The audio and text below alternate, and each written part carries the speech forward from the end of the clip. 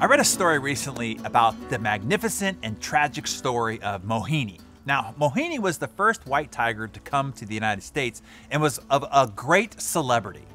In the 1960s, President Eisenhower, on behalf of the children of America, received the gift from a German-American billionaire, John Kluge, a rare white tiger named Mohini.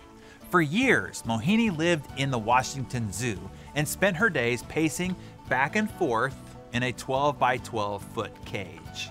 Think about being a ferocious wild boar hunting tiger and being confined to a 12 by 12 foot cubicle. Cage. Inhumane, right? Finally, the zoo decided to build her a larger cage so Mohini could run, climb, and explore.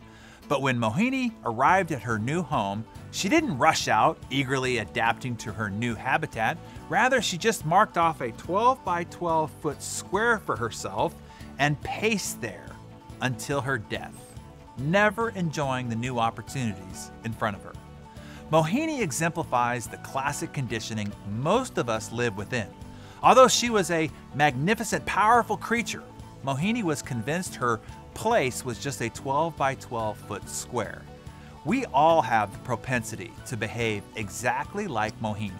Based on our conditioning, we create invisible cages for ourselves, limiting our lives within their boundaries.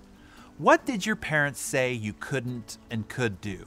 What did your teacher say you were smart at or not smart at? What positions did your coaches say you could play or not play? What has your government said is correct and not correct? What has news and commercial media said is possible and not possible? What 12 by 12 foot cage has been placed around your potential?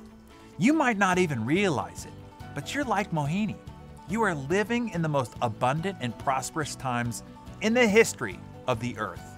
Yet based on your background, what you have been told, you might have marked off a 12 by 12 area inside the vast field of endless possibility, and you're just pacing back and forth.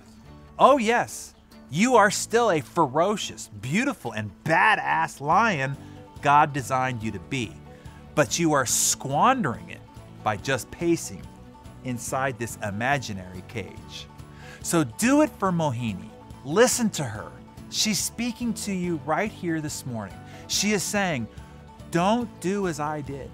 Break out of the cage. In fact, realize that the cage doesn't even exist. It's in your head. It's not real. You are a tiger, a beautiful and powerful tiger. Run, run free. Live as you were meant to live, as a tiger.